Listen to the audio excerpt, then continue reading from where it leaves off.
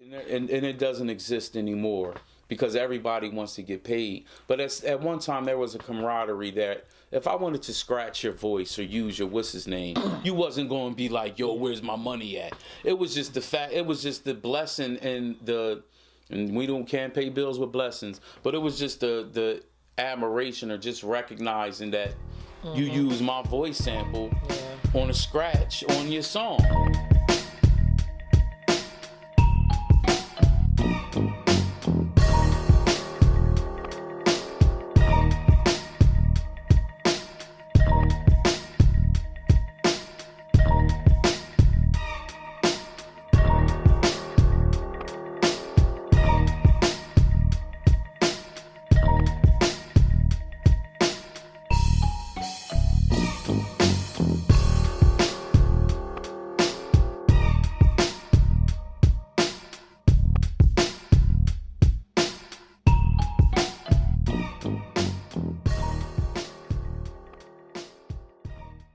Here. And we're back. And that's a fact. Jack. Okay. We all at. You really gonna deter people from listening to our stuff with that? Stop it.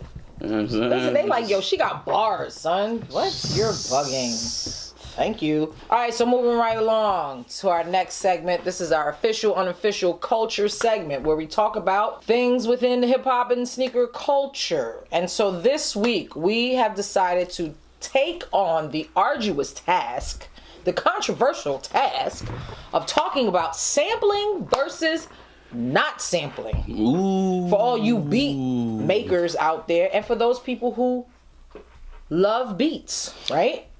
Beats. Like, I don't make beats, but I my ears, you know what I'm saying? I know sounds. You know some dope beats. People would think they know think they know some dope beats. But. And so yeah, I mean, some people, like, whatever.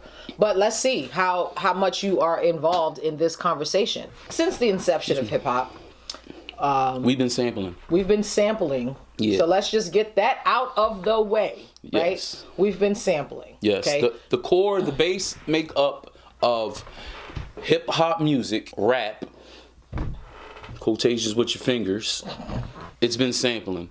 We have been taking records that have been already made. We have been finding the break in those records and continuously repeating them to make it sound like it is one long beat. Right. So people that understand what the break is usually that part of the song where there's no singing.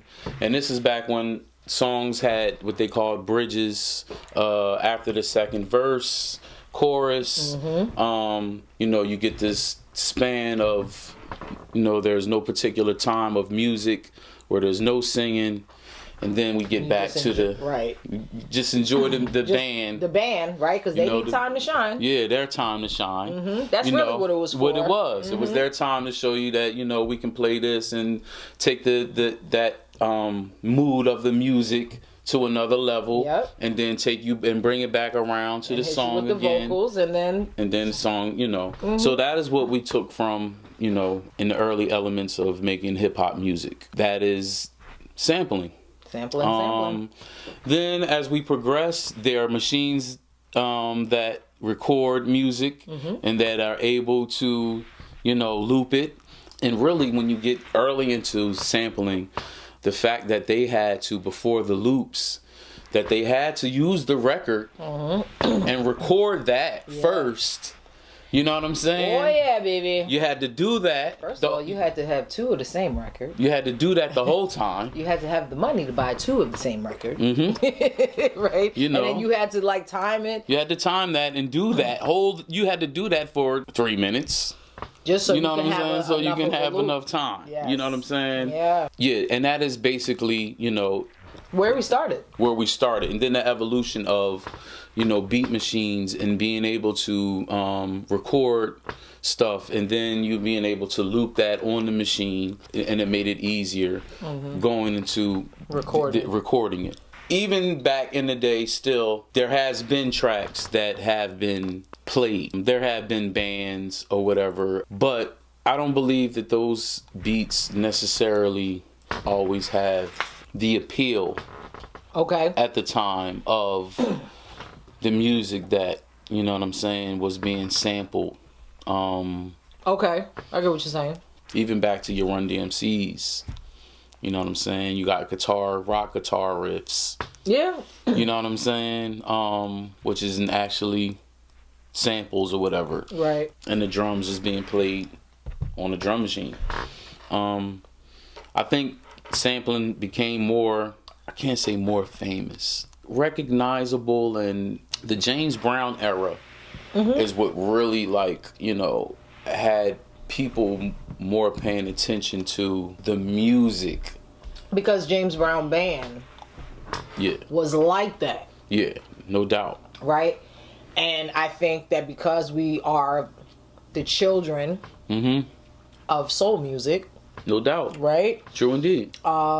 We inherited soul music from our parents. Yeah. And then hip hop started around, you know what I mean? Yeah. When we started to become old enough to really understand and grasp and appreciate it, we started to hear James Brown music differently than the way our parents heard it. Oh, definitely.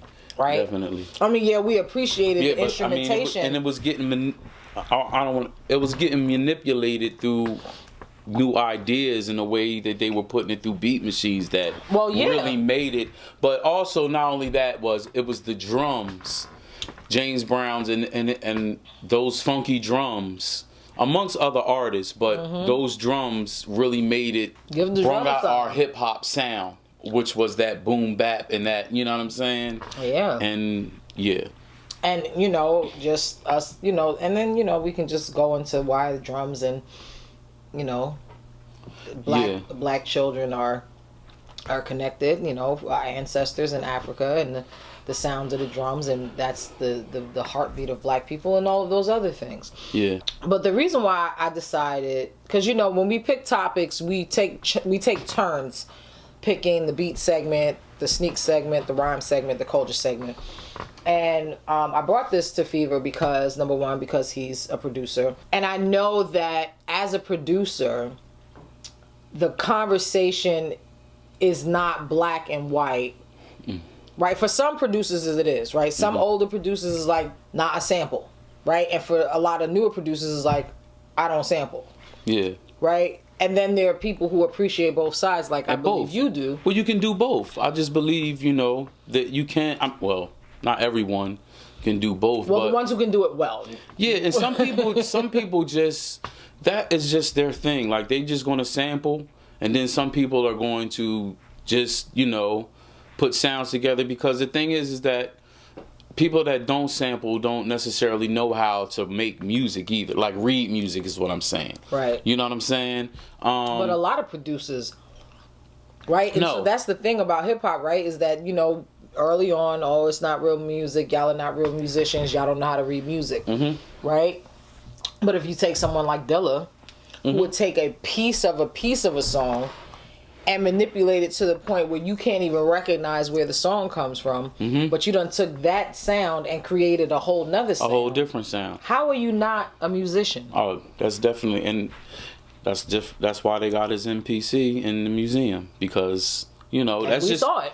yeah, I mean, and that's just like, you know, initially you wouldn't even call like an MPC an instrument. Right, and now it is. And now it is. You know what I'm saying? It definitely is, because especially when you see them young kids now and how they play the pads and all how they that. can play it out. Not only that, but the sounds that how you can manipulate sounds with an MPC is the thing. Like, how you can take, I can take your piano keys or however it sound, and then I can intensify it, and then it sounds totally different. You know what I'm saying? Or I take your key or your notes from your song, and then I'd switch them and change them and rearrange them, and now I made a different tune out of the same notes that you use for your tune. That's where it comes into depth with that. But as far as not sampling, you still can, I mean, make hip hop music, as far as it's just the sounds that whatever you come up with. For instance, Timberland in the beginning wasn't doing sampling. He is a producer that does both, if you listen, but like the earlier stuff, that's not sampling. Aaliyah's, 1 in a Million, that really was just like a drum thing.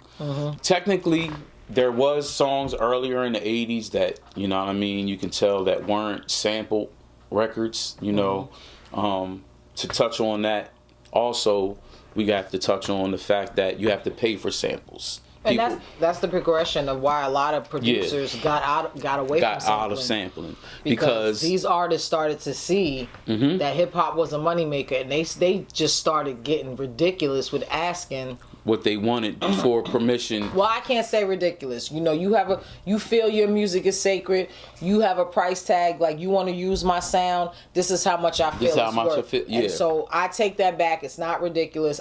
Yeah, and then I think some of them was a deterrent for people not to use it. So it's like, oh, they definitely didn't want hip hop. So it's like I go, yeah. So it's just like I go and I ask this certain artist, hey, I want to use this for my song, and they say, yeah, but I want 85% of the sales.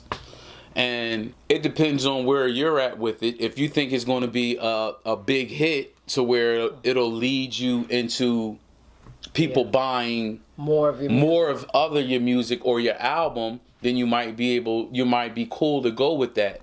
But if not, then you might be like, nah, I'm not going to use this beat then. You already know the classic example. And then it was some artists was just like, nah. You know, the classic example of that is Lord Tariq and Peter Guns. Oh, yeah. I think that's Steely Dan. Steely Dan. And they was like, all right, take it. Mm-hmm. And unfortunately for them, they never had a hit like that. Uptown, baby, that was it. That was Deja Vu, that's the name of the song. Deja Vu, yeah. And then that was it. They never had another hit. They had other songs, but nothing hit like that. Just recently watching, you know, the Wu-Tang Saga. Mm-hmm. And how RZA originally wanted to use Real, Got to Be Real. Cheryl Lynn, right? No, not To Be Real. It's you know. Oh, Denise Williams. That's right.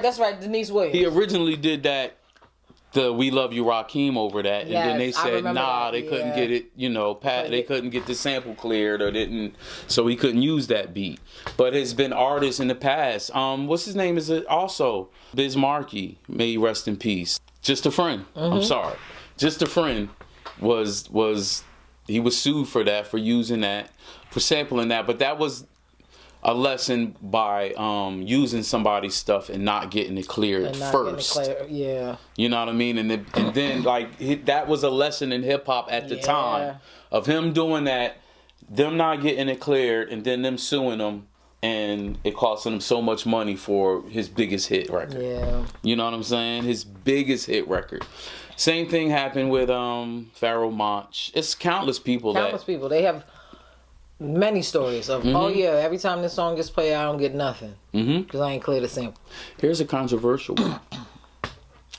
Premier using Chuck D's voice for Biggie Smalls' 10 Crack Commandments. Chuck D did not like his 1, 2, 3, 4, his voice being used in the song, right? Because of what he was talking about, and I guess them not coming to get, you know, his approval of using it or whatever, and I'm guessing them thinking of, out of all people, because he was a product of getting sued for samples in the past, that he would not be that way with hip hop, but you know, I don't know how that worked out or whatever. I don't either, but I think there was some discrepancies with that. I think for him, it probably was just the whole, why you ain't come to me?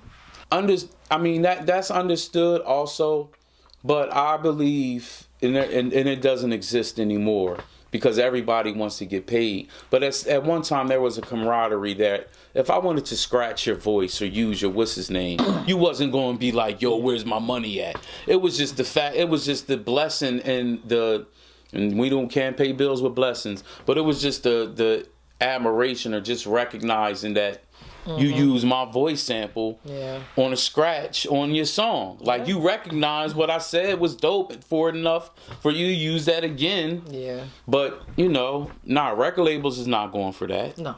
And now artists is not going for that. Artists are not going for that because they see the money. I'm not going to say all of them. Not all of them. Some of them are probably, it's nothing more than a handshake. I think it's more than cool. Because they have, especially if they have some sort of kinship or camaraderie with the artist that wants to use it. You know, but I mean, it's business. Hip hop But is really, a business. record labels now, like, they're gonna have to. Well, They'll have to especially get with it clear through the labels, record labels. Like Pete Rock is not gonna be able to go cut such and such's voice just because he said he can use You it have if to the ask record for- label has You have to ask access permission for to it. everything Yeah. because hip hop is a business now. But back to, non-sampling and versus sampling. The whole non-sampling thing really, like I said, it started back, but I believe during a time where keyboards were a thing, where you have like the era of the like Swiss Beats coming out, Pharrell, Timberland, Trackmasters. Trackmasters. But the Trackmasters, I believe, know how to read music. Like they know how to make music. So it comes off a little different than, when you listen to like a Swiss Beats doing a, you know what I'm saying? Like type of sound opposed to Yeah, like but- melodic. Yeah, but Trackmasters, a lot of people had a problem with them though. I think they had a problem with at the time was it sounding closer to like an R&B vibe opposed Yeah. to, you know what I'm saying? Well, yeah. The music, the mood of the music. I mean now we're Monday morning quarterbacking, so now we can look back at it and be like, oh, they used to read music, so it was more melodic, and that's why it was a problem. But back then, at the time, Go ahead. But and the drums, I'm telling you, with certain sounds and certain beats that just changed the dynamic of it. I was you know what I'm absolutely. saying? Like That- once drums started to not have the hard knock. Mm-hmm. You know what I'm saying? And then we started getting all these different types of drums. Now there's so many different type of drums that you can use, and then We crossed you gen with R&B. Yeah. R&B started. R&B singers begin to sing over hip hop beats. Now you hear And songs hip-hop now, begin to you start can't rapping tell over if it's R&B hip hop beats. or R&B now. Yeah. You know what I mean? Wherever your allegiances lie, whether you're into sampling or you're not into sampling, whether you're a producer or not. I mean, if you're a producer that's watching this, obviously you have your preference. Yeah. Right? You might be able to do both, but some producers, they kind of have, this is my comfortable lane, I do think that, once we got away from sampling and we got into the whole keyboard sound, there was a movement, if you will, And of people who felt like, nah, homie, this ain't hip hop. I can't. Or maybe Not necessarily. I just think that the beats didn't hold up.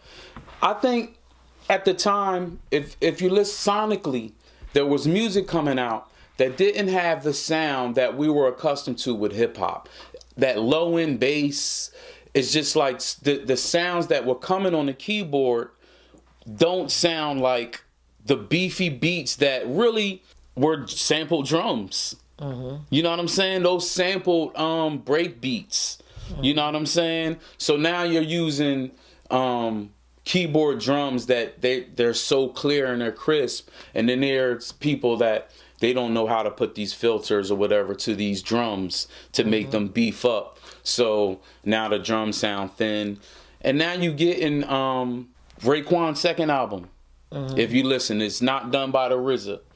And there's a lot of beats that you can tell that was made with a keyboard. It's like not a lot of sampling. You know what I'm saying? So it's like just people with producers constructing their own kind of sound. Right. But the whole thing is that during this time and era, the lessons was learned of record labels having to pay for samples and your money that you could be getting going to paying to clear samples.